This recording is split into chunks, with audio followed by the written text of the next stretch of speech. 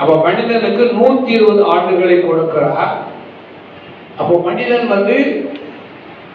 பேழை அல்லது அந்த வெள்ளம் வரும் முன்பாக ஆண்டவர் மனிதனுக்கு குறித்த காலங்கள் 120 ஆண்டுகள். அவங்க 120 ஆண்டுகள் அவர்களை சோதித்து பார்த்தா யாரும் கீழ்ப்படியவில்லை. அப்போ முதலாவதாக 120 ஆண்டுகள் என்பது ஆதியாகமம் 6:3. இரண்டாவதாக அந்த 120 ஆண்டுகள் என்பதை எப்போ பார்க்கிறோம்னா உபாகமம் 34:7. உபாகமம் 34:7. மோசே மரிக்கிறபோது 120 வயதாய் இருந்தான். அவன் தான் இருளடையவும் இல்லை, அவன் பலன் குறைவும் இல்லை. மோசே மரிக்கும் போது 120 வயசு. மோசே மரிக்கும் போது 120. நோவாவின் காலத்திலே ஆண்டவர் அவர்களுக்கு கொடுத்த காலம் 120 வருஷம். மோசே மரிக்கிற பொழுது 120 வருஷம். இப்ப ரெண்டு சம்பவங்களை நம்ம ஞாபகத்தில் வைத்து இதை நம்ம ஒப்பிட்டு பார்க்கும் பொழுது ஆண்டவர் முதலாவதாக நோவாவை பேழைக்குள் வைத்து காத்தார்.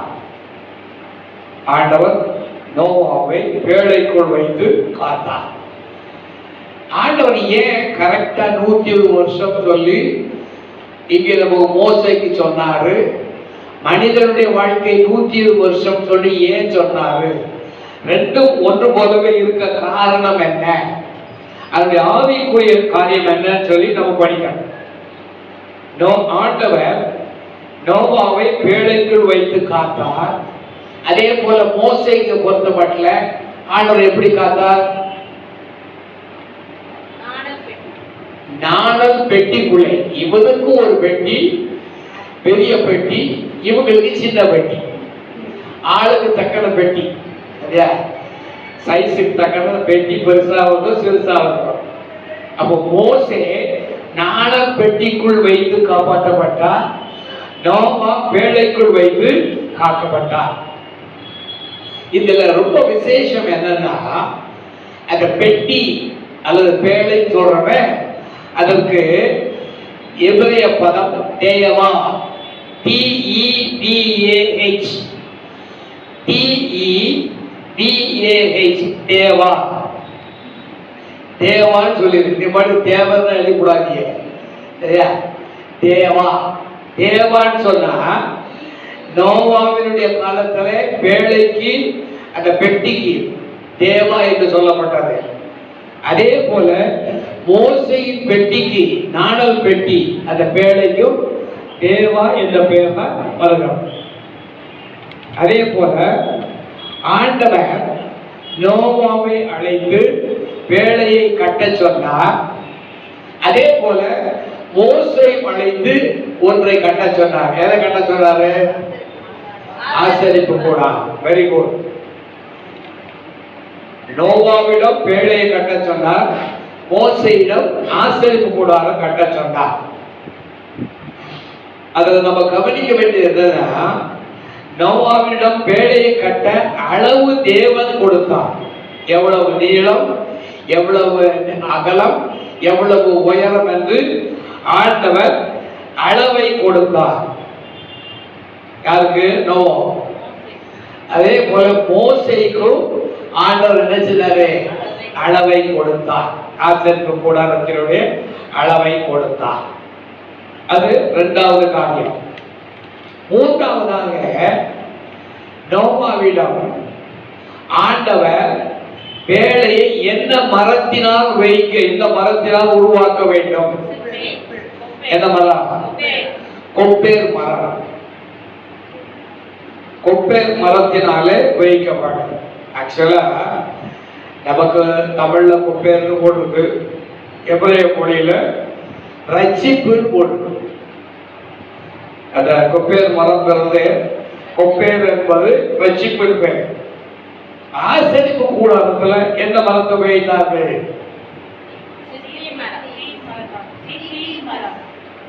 சித்தி பழமா?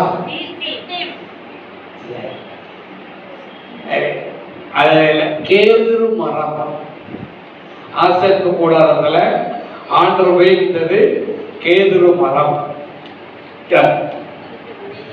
அதுக்கப்புறமேல வேலைக்குள்ளே ஆண்டவர் சுத்தமான மிருகங்கள் அசுத்தமான மிருகங்களை அனுமதித்தார். இது நாலாவது கருத்து. நாலாவது கருத்து என்னன்னா, வேலைக்குள்ளே ஆண்டவர் சுத்தமான மிருகங்கள் எத்தனை ஜோடி தெரியுமா? 7 ஜோடி. 7 ஜோடி அசுத்தமான மிருகம், 1 ஜோடி அசுத்தமான மிருகங்கள் பலி செலுத்த வேண்டும் என்று ஆண்டவர் சொன்னார். ஆண்டவர் சொன்னது என்னன்னா 7 ஜோடி 1 ஜோடி. அதே போல மோசே காலத்துல அசுத்தமான மிருகம் சுத்தமான மிருகம் சொல்லி ஆண்டவர் சொன்னார். அது எங்க யாருக்கா தெரியுமா? மோசே காலத்துல அதான் பலி செலுத்தும் போது எந்த அதிகாரத்தில் சொன்னார் உங்களுக்கு யாராவது ஞாபகம் இருக்கா? தெரியாது. லேவியராகமம் 11ஆம் அதிகாரத்துல அசுத்தமான மிருகம் சுத்தமான மிருகம் எதை புசிக்க வேண்டும் எதை புசிக்க கூடாது என்று ஆண்டவர் சொன்னார். அப்போ வேலைக்குள்ளேயும் ஆரோக்கிய பிரமாணம், மோசே காலத்திலையும் ஆரோக்கியமான பிரமாணங்களை ஆண்டவர் 4வதாக கொடுத்தார். 5வதாக நோவாவின் மூலம்தான் உலகம் உருவானது. புது உலகம் உருவானது. நோவாவின் மூலம் புது உலகம். நோவா காலத்துல எத்தனை பிள்ளைகள்? எத்தனை? 2. யாருலாம்? சரி, சேம் காம் யாபேத். சரியா? இதுல இந்த காமின் வழியில வந்த ஆட்கள் தான் ஆப்பிரிக்காவில் உள்ள ஆட்கள் நம்ம ஆட்களும் சேர்ந்துடலாம். சரியா? அவ்வளவு நல்ல ஆட்கள். சரியா? அது யாருடைய கருது? காமின் வம்சத்திலே வந்தவர்கள்.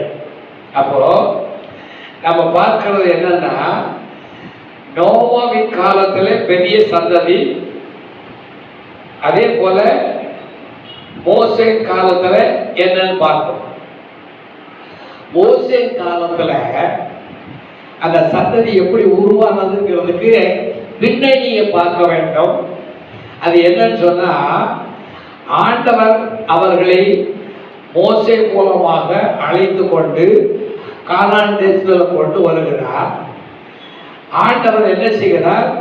மோசேயை 40 நாட்கள் ஒரே பர்வதத்திற்கு வா, உனக்கு நான் பிரமாணங்களை தருகிறேன் என்று சொன்னார். மோசையோடு கூட யோசுவாவும் போயிருந்தார். அங்கே போகிற பொழுது 40 நாட்கள் அங்கே இருந்து அவர் அந்த பிரமாணங்கள் 10 பிரமாணங்களில் 631 கட்டளைகளை பெறுகிறார். 10 பிரமாணங்களும் 630 கட்டளை பெற்றுக்கொண்டார். அவர் 10 பிரமாணங்களை கையில கொண்டு வரும் பொழுது இங்க கீழே என்னன்னா 32ஆம் அதிகாரம் நினைக்கிறேன். 32ஆம் அதிகாரத்துல பாத்தீங்கன்னா கீழே ஜனங்கள் மோசே வர 40 நாட்கள் ஆன போது இவங்க என்ன பண்ணாங்க? தங்கத்தினால கண்டுபிடி. எனக்கு கோபம் என்னன்னா, கண்டுபிடிய பண்ணி வச்சது யாரு? அவனைத்தான் என்ன செய்யணும்? அடிக்கணும். ஜனங்கள் அடிக்கிறத விட ஒரு போதகனாய் இருக்கிறவர்கள் உங்களை அழைத்து கொண்டு வந்த தெய்வம் யாரு? இந்த கன்றுக்குட்டி தெய்வம். இன்னைக்கு நீங்க பாத்தீங்கன்னா சீனாய் மலையில அந்த கன்றுக்குட்டி உருவம் இருக்கு. அவன் எந்த இடத்துல இது பண்ணாலும் அதை காலில் வரைஞ்சி வச்சிருக்கிறாங்க. உங்க மாதிரி ஆட்கள் அந்த இடத்துல மாதிரி செய்யலாம் பார்க்கலாம். அப்போ ஆண்டவர் சொன்னார், நான் இவர்களை அழித்து விடுகிறேன், உன்னை ஒரு பெரிய ஜாதியாக்குகிறேன். அப்போ 5வது நம்ம படிக்க வேண்டிய பாடம் என்னன்னா, நோவாவின் மூலமாக உலக சந்ததி உண்டானது. ஆனால் மோசையின் மூலமாக ஒரு புதிய தேசம் உருவாக்கும். அவர் சொன்னார், அழிக்க வேண்டாம், ஆபிரகாமின் ஈசாக்கு யாக்கோபிடத்தில் வாக்கு பண்ணினது, ஆகையினாலே இவர்களை அழிக்க வேண்டாம், என் பேரவை நான் என்ன செய்யும், கிறுக்கி போடுக்கார். அப்படி எதுவும் நம்ம சொல்லுவோமா? இருக்கிற பேரே மோசமா இருக்கு, இப்ப என்னத்தை போட்டு சரியா? என் பேரை வேலை கிறுக்கி போடும் ஆண்டவர் இடத்துல அவன் சொல்றான். அப்போ மோசே காலத்துல ஆண்டவர் மோசே மூலமா ஒரு தேசம், அவன் மூலமா உலகம் உருவானது, மோசே மூலமாக என்ன உண்டானது, இஸ்ரவேல் தேசம் உருவானது. அது 5வது காரியம். 6வதாக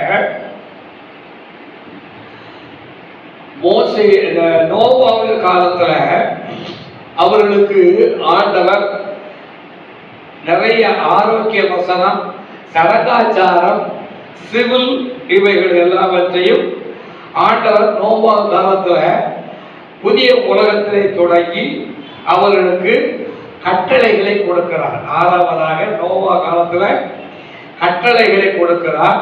அதுபோல மோசே காலத்துல இஸ்ரவேல் தேசத்தை உருவாக்கி அவர்களுக்கு அந்த 10 பிரமாணமும் 613 கட்டளைகளை ஆண்டவர் கொடுக்கிறார்.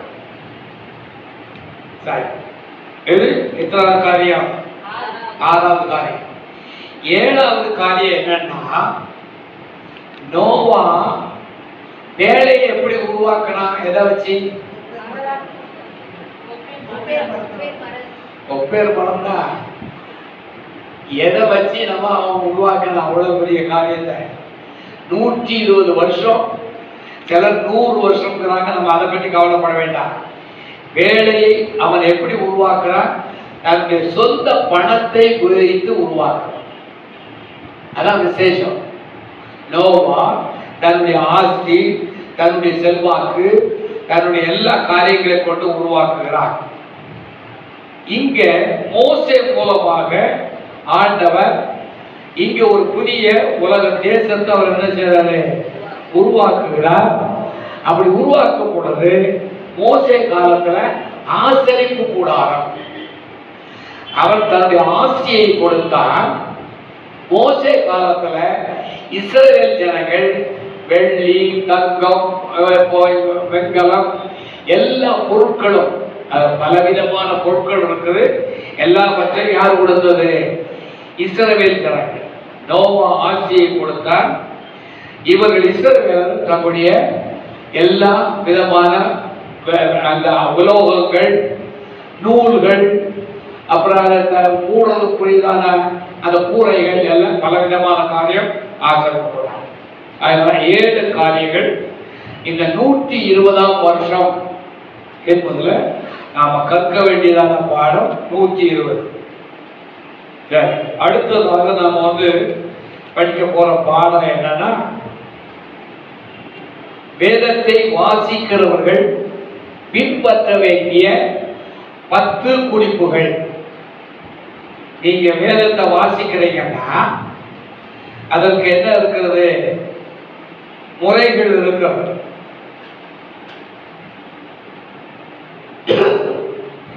இதை நாம கண்டிப்பாக பைபிள் வாசிக்கிறீங்கன்னா கண்டிப்பாக நீங்க என்ன செய்யலாம்? இதை நம்ம அதை பின்பற்ற வேண்டிய காரியம்.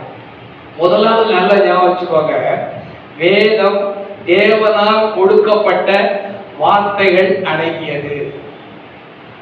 வேதம் தேவனால் கொடுக்கப்பட்ட வார்த்தைகள் அடங்கியது.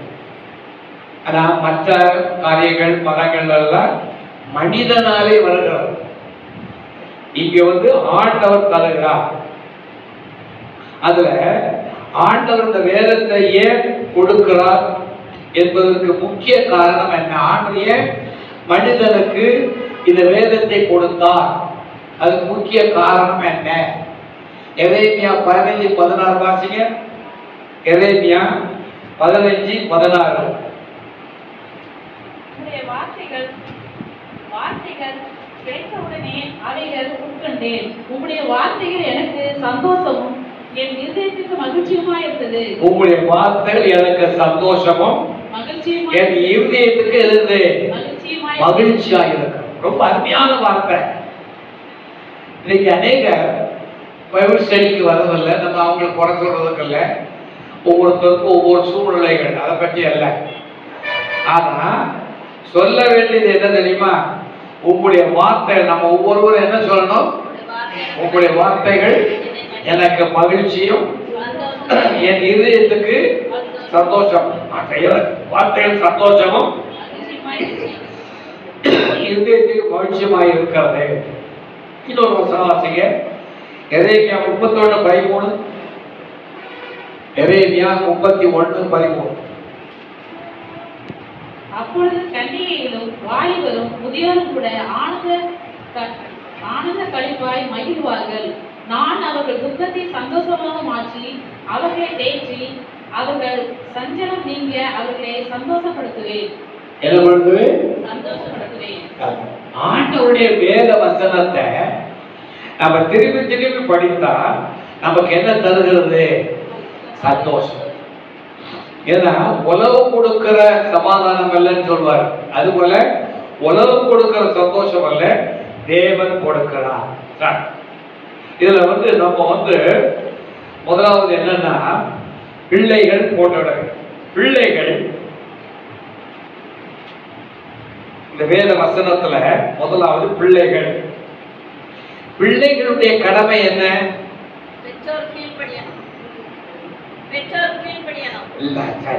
பெற்றோருக்கு கீழ்ப்படுகிறது ஒரு காரியம்.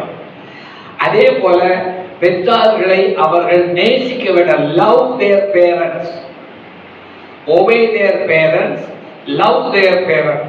children, பிள்ளைகள் பெற்றோருக்கு கீழ்ப்படிய வேண்டும். பெற்றோர்களை என்ன செய்ய வேண்டும்? நேசிக்க வேண்டும். இப்போ பாத்தீங்கன்னா, இப்ப என் வீட்டுல அவனுக்கு வயசு 13 ஆயிடுச்சு.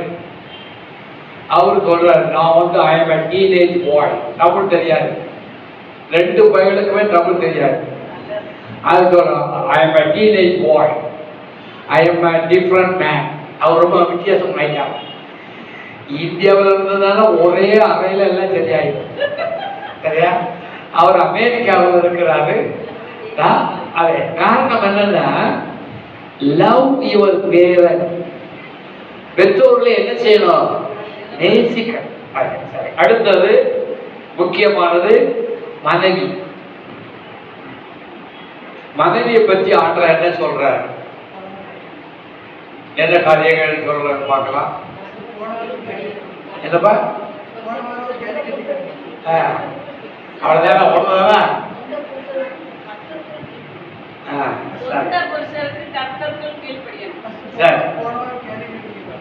ஒய்ஃப் முதலாவதாக கம்ஃபர்ட்.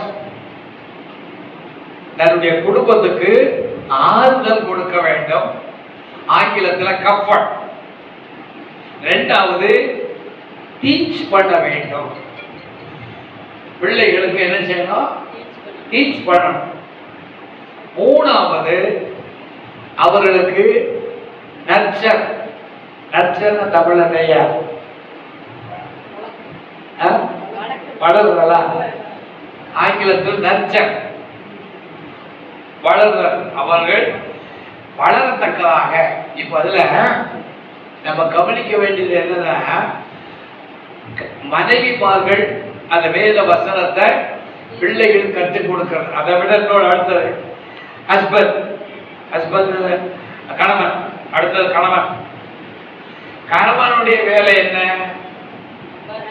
முதல் வேலை அடி கொடுக்க வேண்டியது. முதலாவதாக protect the family. குடும்பத்தை அவர்கள் பாதுகாக்க வேண்டும். ஹஸ்பண்ட்ல முதல் வேலை protect the family. 2வது lead the family. குடும்பத்தை அவர்கள் என்ன செய்யணும்? வழி நடத்தணும். ஆபிரகாம் ஆண்டவர் ஏன் தெரிஞ்சு கொண்டார் தெரியுமா? அவன் தன் பிள்ளைகளுக்கு என்ன செய்வான்? வேத வசனத்தை கற்றுக் கொடுப்பான். 3வது ப்ரொவைட் ஃபார் த ஃபேமிலி. குடும்பத்துக்குரிய எல்லா தேவைகளையும் சந்திக்க வேண்டும். நல்ல வேலை செய்து சந்திக்க வேண்டும். protect the family, lead the family, provide for the family. இது நம்முடைய வேதத்துல சொல்லப்பட்டிருக்க. அடுத்தது முக்கியமான ஒரு பாடம், மரணத்துக்கு பின்பாக என்ன நடக்கும். வேதத்துல முக்கியமான ஒரு பாடம், மரணத்துக்கு பின்பாக என்ன நடக்கும். அடுத்தது பரலோகம் நரகம் என்றால் என்ன. நமக்கு அநேகருக்கு பரலோகம்னா என்ன, நரகம்னா என்ன என்று நமக்கு விளக்கமாக தெரிய வேண்டுமானால் வேதத்தை என்ன செய்யலாம், படிக்கணும். அதே போல இதுக்கு விஞ்ஞான நூல் என்று சொல்லுகிறார்கள். நம்முடைய வேதம், கொடுக்கப்பட்டிருக்கிற வேதம் விஞ்ஞான நூல். அதுல உங்களுக்கு சொன்னா புரியாது, நான் அதில் எழுதிதான் புரியும். இப்போ இஸ்ரவேலருக்கு எத்தனை பண்டிகைகள் இருந்தது, முக்கியமான எத்தனை பண்டிகைகள், 7 பண்டிகைகள். அந்த 7 பண்டிகைகள் ஏன் 7ஆக இருந்தது அப்படின்னு சொன்னா, விஞ்ஞான ரீதியாக நீங்க நல்லா படிச்சீங்கன்னு சொன்னா, ஒரு குழந்தை தாயின் வயிற்றிலே உருவாகும் பொழுது 7 விதமான வித்தியாசங்கள் உண்டாகும். குழந்தை தாயின் வயிற்றிலே உருவாகும் பொழுது 7 விதமான, அது ஒரு பெரிய பாடம். நான் சும்மா மேல் போன்னு சொல்றேன், இன்னொரு உங்களுக்கு சொல்லித்தர்றேன். அது விஞ்ஞான நூலாக மாறும். 7 பண்டிகைகள் சொல்லும் பொழுது குழந்தைகளுக்கு 7 விதமான மாற்றங்கள். முதலாம் பண்டிகையின் போது அந்த குழந்தை எப்படி வளர்கிறது, எத்தனை நாள் அதுக்கு கொடுக்கப்படுறதுலாம் வரும், கரெக்டா இருக்கு. நீங்க நல்லா படிச்சீங்கன்னு சொன்னா ஆண்டவர் அந்த அளவுக்கு தெளிவாக சொல்லி இருக்கிறார். வாசிப்போம். ஏசாயா 40:22. ஏசாயா 40:22.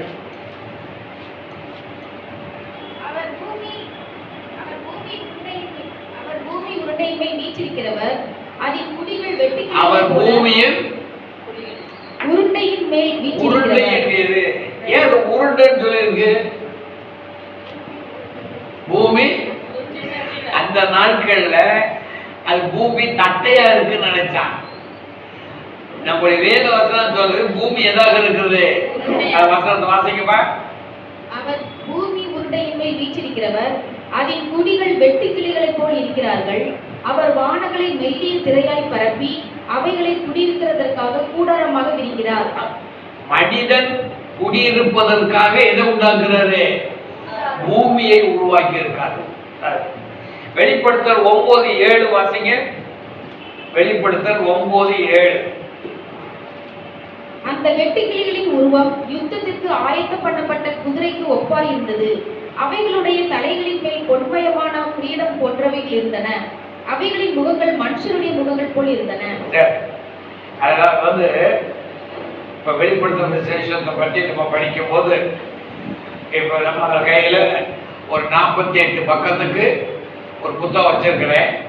உங்களுக்கு வேணும்னா அந்த புத்தகம் 500 ரூபாய். அது அதை எழுதினவர் என்னுடைய நண்பர், நானும் அவரும் சேர்ந்துதான் அந்த நூல்களை யோசனை படமா இருக்குது. அவர் புனேயில் இருக்கிறார். வேணும்னா உங்களுக்கு வாங்கிட்டாருங்க. நாம எப்படி வாழ வேண்டும், எப்படி வாழக்கூடாது என்று வேதம் போதிக்கிறது. எப்படி வாழ வேண்டும், எப்படி நாம் வாழக்கூடாது, அது வேதம் போதிக்கிறது. அடுத்தது எப்படி வாழ வேண்டும், எப்படி வாழக்கூடாது, எப்படி எழுத வேண்டும், எப்படி எழுதக்கூடாதுன்னு எழுதிடக்கூடாது. சரியா? அடுத்தது தாகத்தோடும் பிரியத்தோடும் வாசிக்க ஆரம்பியுங்கள். தாகத்தோடும் பிரியத்தோடும், அதாவது வேத வசனம் வாசிக்கும் போது நமக்கு அந்த தாகம், தண்ணீர் தாகம் இருக்கிறது போல ஆத்ம தாகம் இருக்க வேண்டும்.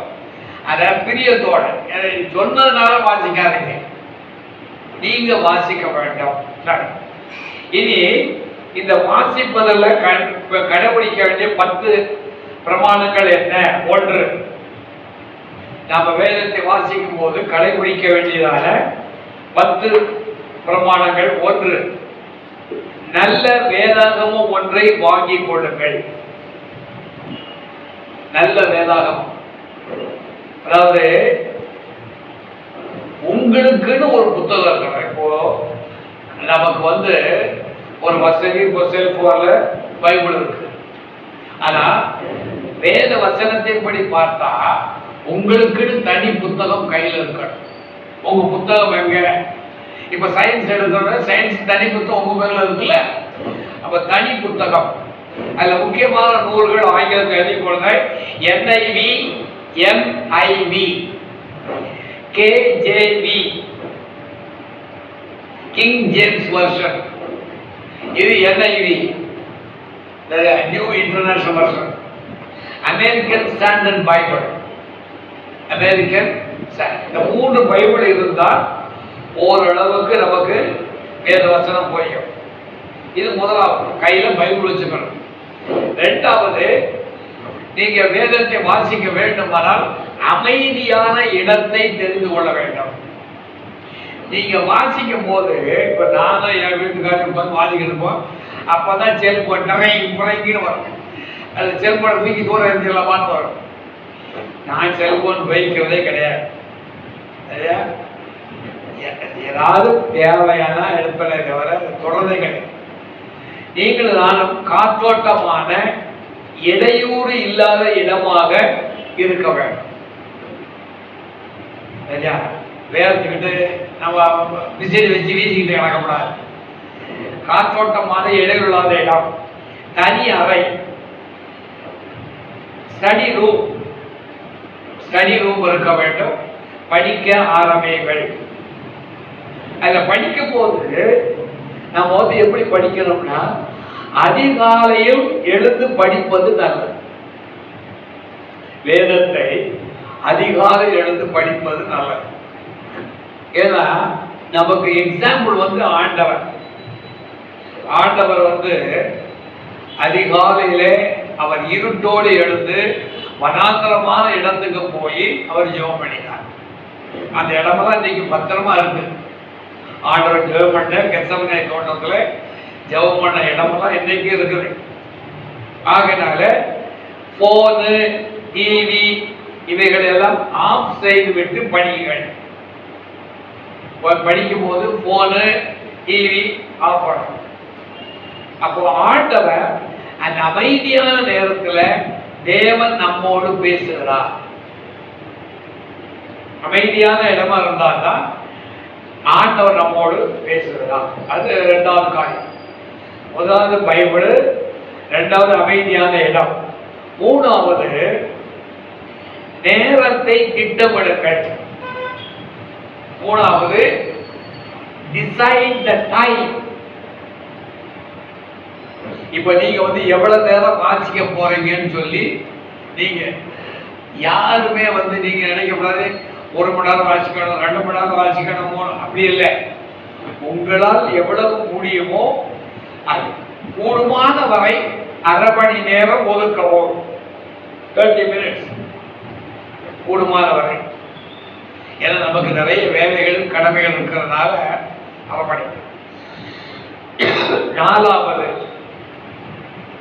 பைபிள் நம்ம படிக்கும் போது 4வது ஜெபம் பண்ண வேண்டும். பைபிளை படிக்கிறதுக்கு முன்னால ஜெபம், ஒரு சிறிய ஜெபம் செய்து விட்டு வேதத்தை படிக்க ஆரம்பியுங்கள். அப்பதான் நம்ம படிக்கின்றதான அந்த வேதம் நமக்கு விளங்கும், வேத வசனம் விளங்கும். கொஞ்ச நேரம் என்ன செய்யணும்? ஒரு ஜெபம். நம்முடைய சிந்தை, மனதை அது ஒருமனப்படுத்த வேண்டும். நம்முடைய மனம், நம்முடைய சிந்தை ஒருமனப்படுத்த ஜெபிக்க வேண்டும். அது மாத்திரமல்ல, வேதத்தை வாசிக்கும் முன்னால ஆண்டவரே என்னோடு பேசும் என ஜெபிக்க வேண்டும். ஆண்டவரே என்னோடு பேசும் என்று ஜெபிக்க வேண்டும். ஆண்டவர் வேதத்தின் மூலம் தான் பேசுவார். ஆண்டவர் வேதத்தின் மூலம் நம்மோடு பேசுவார். அதே போல பரிசுத்த ஆவியானவர் வேதத்தை அறிவதற்கு உதவி செய்வார். ஆண்டவர் நம்மோட பேசுவார். நமக்கு வேதத்தை படிக்கும் போது சில பகுதியில் விளங்காம இருக்கும். ஆவியானவர் வேதத்தை அறிய. இது 4வது காரியம். 5வது காரியம், 5வது காரியம் என்னன்னா, நாம எந்த புத்தகத்தை ஆரம்பிப்பது. வேதத்தை படிக்கும் போது எந்த புத்தகத்திலிருந்து ஆரம்பமாவது.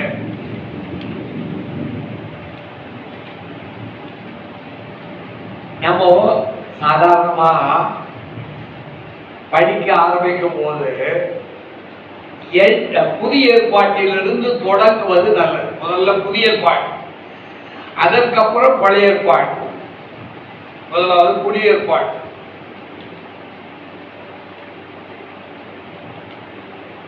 ஏன்னா பழைய ஏற்பாட்டில் உள்ள அநேக காரியங்கள் நமக்கு என்ன செய்யாது, விளங்காது, புரியாது. புதிய ஏற்பாட்டில் இயேசுவை பற்றி, அவருடைய பிறப்பு பற்றி, ஊழியம் பற்றி நமக்கு முதல் 4 நூல்கள் சொல்லுகிறோம். இயேசுடைய பிறப்பு, இயேசுடைய ஊழியம், அவருடைய மரிப்பு, அவருடைய உயிர்த்தெழுதல், 4 நூல்கள் இருக்கிறது. ஆண்டவர் ஏன் 4 நூலை தந்தார்னு யாராவது சொல்ல முடியுமா? ஆண்டவர் ஏன் 4 நூல் தந்தார்? காரணம் என்ன? 4 விதமான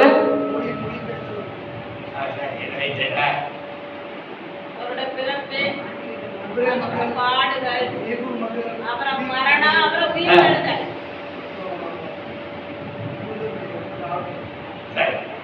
பிறப்பு, அவரோட பிறப்பு, ஊழியங்கள், அதுக்கப்புறம் பாடுகள், அப்புறம் மரணம், உயிர்த்தெழுதல். 4 விதமான நூல்கள் ஏன் தந்தார்னா, மனிதனுக்கு 4 விதமான மூளைகள் இருக்கிறது. There are 4 kinds of brain. 4 விதமான மூளைகள் இருக்கிறது. அது ஒரு நாள் சொல்லிட்டார். ஒரு நாள் சொல்லிட்டார். சொல்லிருச்சுன்னா 4 விதமான மூளைகள். நமக்கு என்ன மூளை இருக்குன்னு நமக்கே தெரியாது, ஆண்டவருக்கே தெரியாது. அதுல நம்ம இந்த 4 நூல்கள்ல நாம படிக்க வேண்டியது. அதே போல மீதம் உள்ளதான, இப்போ புதிய ஏற்பாட்டுல 27, 39, இந்த 4 நூல்கள்ல மீதம் இருக்க 33 நூல்கள்ல சபை எப்படி உருவானது, சபையினுடைய உபதேசங்கள் என்ன, 23 நூல்கள்ல சபை எப்படி உருவானது, சபையை பற்றிய உபதேசங்கள், வருங்காலம் பற்றியதான வெளிப்படுத்தல்கள், வருங்காலம் பற்றிய வெளிப்படுத்தல்கள். இது 5வது காரியம். 6வதாக வேதத்தை வாசிக்கும் போது 6வது நீங்க கவனிக்க வேண்டிய குறிப்பு எடுக்க வேண்டும். வேதத்தை வாசிக்கிற போது குறிப்பு எடுக்க வேண்டும். குறிப்புன்னு சொன்னா அநேக காரியங்கள். இப்போ 120 வயசுன்னு சொன்னேன். அந்த சங்கீதக்காரன் சொல்லும் போது என்ன சொல்றான்? 80. அதிகமா போனா எவ்வளவு? 80. அப்ப ஏன் 80 வருது? அதே போல அன்னைக்கு ஒரு ஆள் சொன்னாரு, அது ஏன் நமக்கு அநேக காரியங்கள் 40ன்னு வருது? 40 நாள் உபவாசம் இருந்தது. 40 ஒரு மண்டலம். ஆண்டவர் ஏன் 40 கொண்டு வர்றாரு? அநேக காரியங்கள். அதாவது அது ஒரு தனி பாடம். 40 நாள். அப்புறம் வேற ஏன் ஆண்டவர் நமக்கு 3 நாட்கள் வைக்கிறாரு? இப்படி நாட்களை பற்றிய காரியங்கள் நம்ம என்ன செய்யணும்? குறிப்பு எடுக்கணும். அதே போல புரியாத வசனங்களை குறித்து அதை அறிந்திருக்கிற ஆள்கிட்ட என்ன செய்யணும்? கேட்டு பெற்றுக்கொள்ளும். ஏன் அந்த காரியங்கள்? ஏழாவதாக படித்ததான ஆவிக்குரியதான நண்பர்களிடத்தில் பகிர்ந்து கொள்ள வேண்டும். படித்தவற்றை ஆவிக்குரிய நண்பர்களிடம் பகிர்ந்து கொள்ளணும். பைபிள் தெரிஞ்ச ஆட்களோட நீங்க பேசி அதை என்ன செய்யணும்? புரிந்து கொள்ள வேண்டும். இப்போ ரட்சிப்பு என்றால் என்ன, ஞானஸ்நானம் எடுக்க வேண்டும் என்று சொல்லுகிறோம். இந்த ஞானஸ்தானத்தை பற்றியெல்லாம் நான் அன்னைக்கு படிச்சுக்கிட்டு இருக்கும் போது, ஞானஸ்தானம்ங்கிறது பழைய ஏற்பாட்டில் இருக்கா?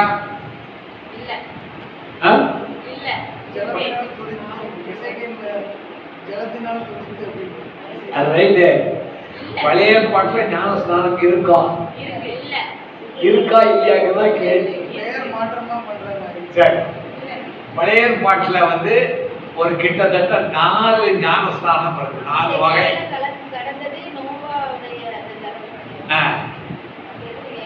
அதான் அப்போ இந்த மாதிரி ஆவிக்குரிய காரியங்களை ஆவிக்குரிய நண்பர்களோடு சேர்ந்து பகிர்ந்து கொள்ள. அடுத்தது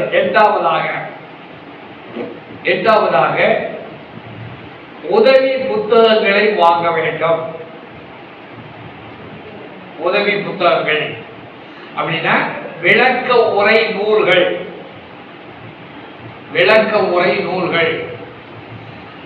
ஒத்த வேத வாக்கியங்கள், கண்கார்டன்ஸ்.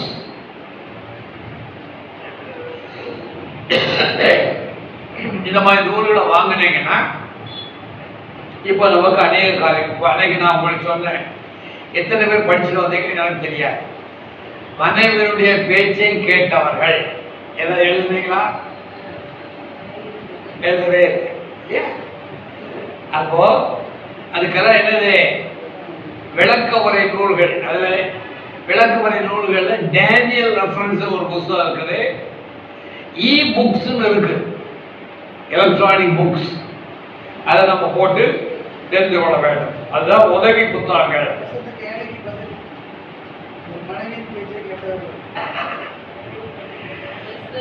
அத போல கிட்டத்தட்ட இந்த வேதாகமத்தை பற்றி நூல்கள் சொல்லக்கூடியது கணக்கில் அடங்காம ஆங்கில நூல்கள் இருக்கு, ஆங்கில மொழியில் இருக்கு. மற்ற மொழிகளை விட ஆங்கிலத்தில் இருக்குது. தமிழ்ல சும்மா நம்ம ஆட்கள் கதை மட்டும் வச்சிருப்பாங்க, கதைகளை நம்ம என்ன செய்யலாம்? படிச்சுக்கிட வேண்டும். அடுத்து 9, சபையில் நடக்கின்ற ஆராதனை வேத பாடங்களில் கலந்து கொள்ள வேண்டும்.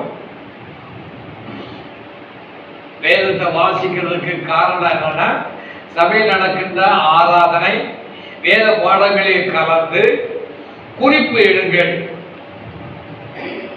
குறிப்பு எடுத்தால் நீங்க என்ன செய்யலாம்? புதிய காரியங்களை கற்றுக்கொள்ளலாம். இதுல நான் வாசிக்கிறது போது இந்த ஞானஸ்தானத்தை பற்றி, பழைய ஏற்பாட்டு ஞானஸ்தானம், புதிய ஏற்பாட்டு ஞானஸ்தானம், இதில் பற்றியெல்லாம் படிச்சுக்கிட்டு 4 வகையான காரியங்கள், புதிய ஏற்பாட்டில் உள்ள காரியங்கள்லாம் நமக்கு அந்த ஆராதனையில் பிரசங்கம் பண்ணும் போது பாடங்களை எழுதுதான் என்ன செய்ய முடியும். இப்போ உங்களுக்கு நான் சொன்னேன், பரலோகம் போக வேண்டுமானால் அதுக்கு எத்தனை சர்டிஃபிகேட் வேணும்? எத்தனைப்பா? பரலோகம் போக வேண்டுமா? எத்தனை சர்டிஃபிகேட்? 10 சர்டிஃபிகேட் வேணும். சரியா? 9 + 1. கடைசி சர்டிஃபிகேட் என்னன்னு சொன்னா, நமக்கு வந்து பாஸ்போர்ட், இமிகிரேஷன், விசா. ஆங்கிலத்துல நமக்கு வந்து பாஸ்போர்ட், அதே போல நமக்கு என்னது இமிகிரேஷன், விசா, 3 காரியங்கள் இருக்கு. அப்போ இந்த மாதிரி நம்முடைய ஞாயிற்றுக்கிழமை ஆராதனைகள்ல கொடுக்கப்படுகிற காரியங்களை என்ன செய்யணும்? நன்றாக எழுதி போடணும். கடைசியா 10வதாக படித்ததை தியானம் செய்ய வேண்டும். படித்ததை தியானம் செய்ய வேண்டும். மத்தேயு 6:14 வாசிங்க. படித்ததை தியானம் பண்ண வேண்டும். மத்தேயு 6:14.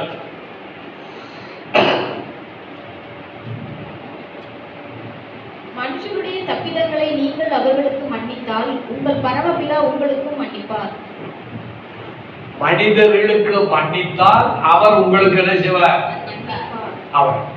அப்போ இந்த மாதிரி மற்றவர்கள் நமக்கு செய்கிற பாவங்களை மன்னிக்க வேண்டுமா?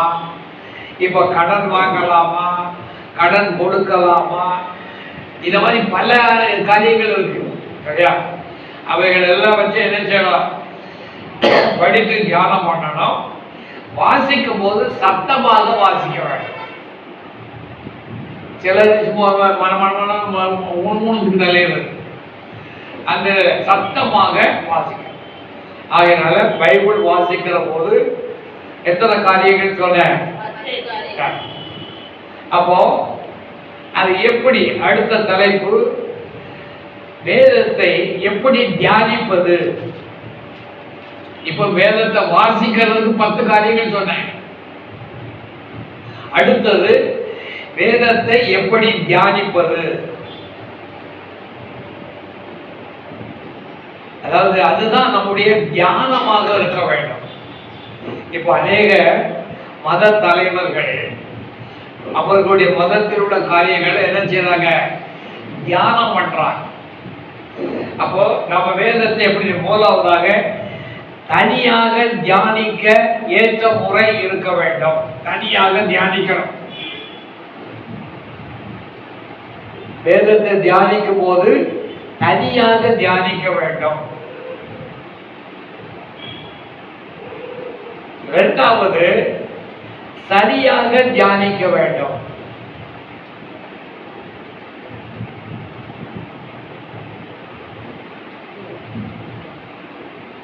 மூணாவது ஆங்கிலத்தில் chapter summary method. Chapter summary method. அதிகார சுருக்க முறையில் வாசிக்க வேண்டும். அதிகாரங்கள், ஒவ்வொரு அதிகாரங்கள் நம்ம என்ன செய்யணும்? அதிகாரத்தில் அந்த சுருக்கத்தை எடுத்து வாசிக்கணும். இப்போ உதாரணமா 1ஆம் அதிகாரம், ஆதியாகமம் 1ஆம் அதிகாரத்தில் வந்து 3ஆம் அதிகாரம் என்ன நடக்குது? அதான் 1ஆம் அதிகாரத்திலிருந்து 3ஆம் அதிகாரம் வரை வாசிங்கன்னா நமக்கு முதலாவது கிரியேஷன், சிருஷ்டிப்புனா என்ன, 6 நாட்கள்ல ஆண்டவர் எப்படி சிருஷ்டித்தார். அதுல நம்ம வந்து 2ஆம் அதிகாரத்துல மனிதனையும் மனுஷையும் எப்படி சிருஷ்டித்தார். அது ரொம்ப விசேஷம். என்னன்னா மொத்த எலும்பு வச்சு என்ன உண்டாக்கிட்டாரு? வியாபாரம் உண்டாக்கிட்டாரு. அது அன்னைக்கு என் வீட்டுக்காரமா கேட்டா, இப்படி மொத்த எலும்புல வந்தது. நல்ல வேலை நிறைய எலும்பு வந்திருந்தா வேற மாதிரி ஆயிருக்கும். மொத்த எலும்புல உண்டாக்கிட்டாரு. இந்த மாதிரி ஒவ்வொன்றையும் நாம என்ன செய்யலாம்? அதிகாரம் 3ஆம் அதிகாரத்துல என்ன, 4ஆம் அதிகாரத்துல என்ன, 5ஆம் அதிகாரத்துல பூரா என்னது வம்ச வரலாறு சொல்லி இருக்கும். 7ஆம் அதிகாரம் எடுத்துட்டீங்கன்னா நோவாவின் பேழா வந்தோம். இப்படி ஒவ்வொரு காரியங்களாக சாப்டர் சம்மரி மெத்தட். ஒவ்வொரு அதிகாரத்தையும் நாம என்ன செய்யணும்? அப்ப நீங்க என்ன செய்யணும்னா, நீங்க ஒரு தனி என்ன வச்சிருக்கணும்? நோட் வச்சிருக்கணும். அந்த நோட்ல எழுதணும். சரி, அடுத்தது நமக்கு வந்து நல்ல ஒரு பேனா தேவை. இப்ப எனக்குமே பேனா தேவையா தான் இருக்கு. நல்ல பேனா, உதவி புத்தகங்கள் இருக்க வேண்டும். உதவி புத்தகங்கள், பேனா இருக்க வேண்டும், டைரி இருக்க வேண்டும், நோட் புக் இருக்க வேண்டும். சரி, எப்படி தியானிக்க போகிறோம்னு பார்ப்போம். தியானிக்கும் முன்பாக மனதில் வைக்க வேண்டிய காரியங்கள் தலைப்போடுகிறது. நாம ஒரு காரியத்தை தியானிக்க போகிறோம்னா அதுக்கு முன்னால மனசுல என்னத்தை வைக்க வேண்டும்? தியானிக்க முன்பாக மனதில் வைக்க வேண்டியவை நம்பர் 1 அதிகாரம் அதிகாரமாக தியானிக்க போகிறோமா? Number 1, chapter by chapter we are going to read. அதிகாரம் அதிகாரமாக. இரண்டாவது, படிக்கும் போது ஒரு அதிகாரத்தை படிக்கும் போது ஏன், எதற்கு, யாருக்கு, ஏன், எதற்கு, யாருக்கு என்ற கேள்வி கேட்கும் தன்மை. சும்மா எதற்கோ வாசமா வாசிக்கப்படாது. எதற்காக அதை ஆண்டவர் எழுதியிருக்கிறார், எதற்கு எழுதினார், ஏன் எழுதினார், யாருக்கு எழுதினார். அடுத்தது நாம நம்பர் 1 போட்டு தியானிக்கும் போது நம்பர் 1, ஸ்டெப் நம்பர் 1, தியானிக்கும் போது அதிகாரத்தை 5 முறை வாசிக்கவும். தியானிக்கும் அதிகாரத்தை 5 முறை, ஒரு அதிகாரம் எடுத்துட்டீங்கன்னா 5 முறை வாசிக்கவும்.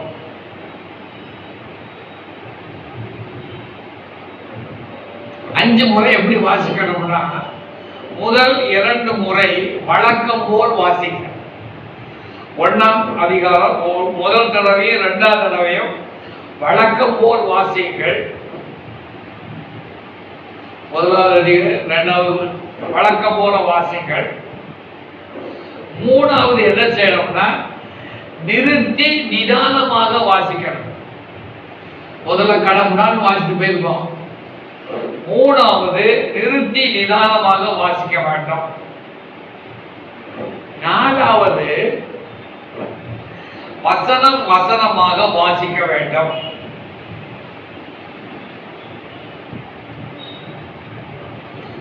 அதுல நம்ம தமிழ் பைபிள்ல அநேக காரியங்கள் மொழிபெயர்ப்புல வந்தது.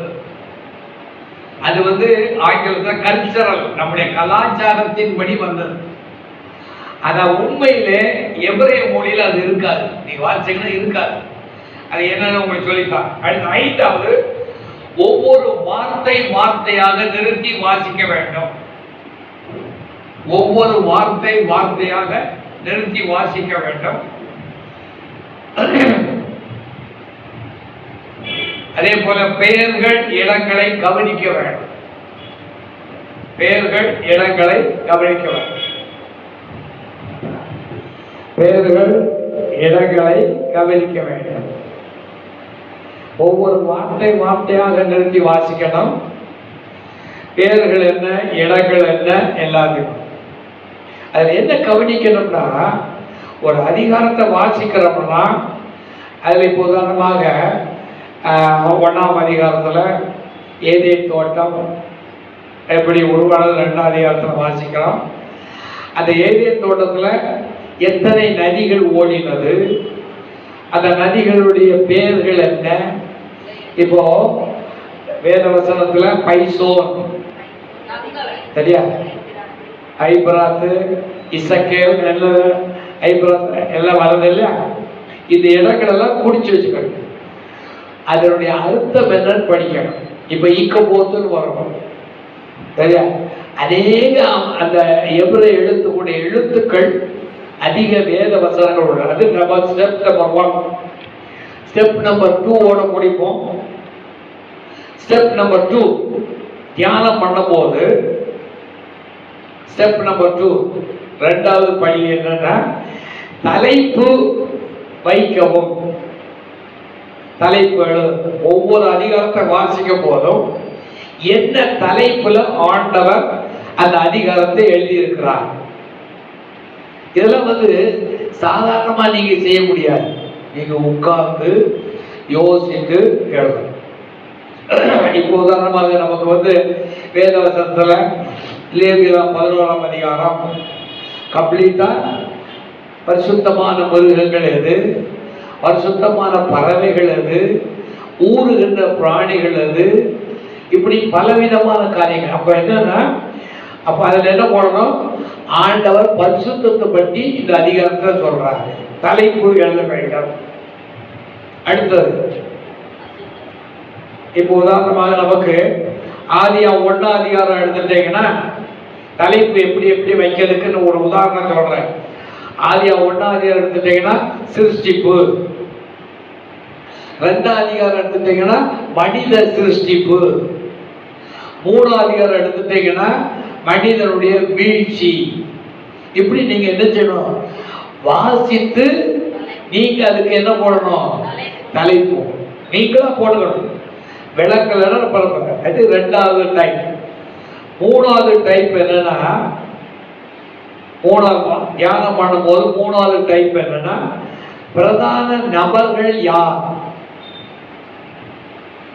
ஒவ்வொரு அதிகாரத்திலையும் பிரதானமான நபர்கள் யார் அதை குறிச்சு எழுதும். 1 அதிகாரத்துல யாரை பற்றி இருக்குது. இப்போ உதாரணம் 1 அதிகாரம் எடுத்துக்கோங்க, அதுல அதிகமா யாரை பற்றி இருக்குது.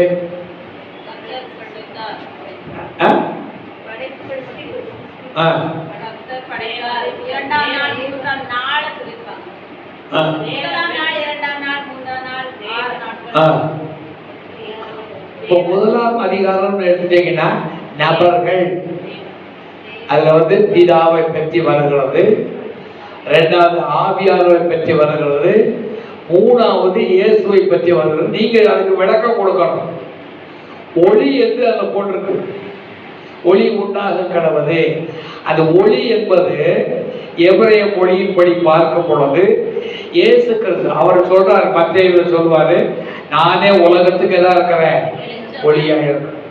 அப்போ அந்த ஆட்களை பற்றி எழுதணும். இப்போ உதாரணமாக ஆதியா 3 அதிகாரம் எடுத்துட்டீங்கன்னா, ஆதியா 3ஆம் அதிகாரம் அதுல வந்து உள்ள முக்கியமான காரியங்கள் என்னன்னா, தேவன், அடுத்தது என்னது, ஆதாம். அதுல வந்து ரொம்ப முக்கியமான காரியம் தேவன். இதுல என்னன்னா, தேவன், ஆதாம், அதுக்கப்புறமா ஏவாள், அப்புறம் யாரு, சாத்தான். அடுத்து சாத்தான், அடுத்தது என்னது, சர்ப்பம், ஜீவ விருட்சம். இப்படி ஒவ்வொரு பேரா எழுதிக்கிறது சரியா. இது வந்து 3வது ஸ்டெப். அடுத்தது 4வது ஸ்டெப். 4வது ஸ்டெப் என்னன்னா, படித்த அதிகாரத்தை பிரிவுகளாக பிரிக்க வேண்டும். படித்த அதிகாரத்தை பிரிவுகளாக பிரிக்க வேண்டும். சரி, அதோடு சொல்லி முடிப்போம். இப்போ ஆதியா 1ஆம் அதிகாரம்னா அதை நம்ம எப்படி பிரிச்சு படிக்கணும்னா, 6 நாட்கள், அதனுடைய 6 பிரிவுகள், 6 நாட்கள், 6 பிரிவுகள். 2 அதிகாரத்தை எடுத்துட்டீங்கன்னா, ஆதியாகமம் 2 அதிகாரத்துல 1 முதல் 4, 2 அதிகாரம் 1ஆம் வசனத்திலிருந்து 4ஆம் வசனம், தேவன் ஓய்ந்திருந்தார். 1லிருந்து 4 வசனம், 5லிருந்து 15 வசனம். 2ஆம் அதிகாரம் 5லிருந்து 15 வசனங்கள்ல மனிதனின் சிருஷ்டிப்பு, ஏதேன் தோட்டம், மனிதனுடைய சிருஷ்டிப்பு, ஏதேன் தோட்டம். 16லிருந்து 20 தேவன் ஆதாமுக்கு கொடுத்த கட்டளை, பொறுப்பு. கட்டளை என்ன, பொறுப்பு என்ன, அது 16லிருந்து 20. 21லிருந்து 25 ஏவாளின் சிருஷ்டிப்பு. இப்படி ஒவ்வொரு அதிகாரத்திலையும் படிக்கும் போதும் நாம என்ன செய்யணும், பிரித்துக்கணும். சார் மீதத்தை அடுத்த வார்த்தை படிப்போம். ஆண்டவரே, உம்முடைய வேத வசனத்தை நாங்கள் ஆண்டவரே பகுத்து பிரித்து படித்து அதை தியானம் பண்ணத்தக்கதாக எங்களுக்கு கிருபைதான். உம்முடைய வேத வசனம் நீர் சொன்ன வார்த்தை, நீர் எங்களுக்கு கொடுத்த வார்த்தை. ஆண்டவரே, நாங்கள் அதை தியானம் பண்ணும் பொழுது என் வேத வசனத்துக்கு நடுங்கிறவனை நோக்கி பார்ப்பேன். நாங்கள் யாவரும் நடுங்கிக் கொண்டு உங்களுடைய சமூகத்தில் இருக்கிறோம். நீர் எங்களை நோக்கி பாரும், ஆசீர்வதியும். இயேசுவின் நாமத்தில் பிதாவே, ஆமென்.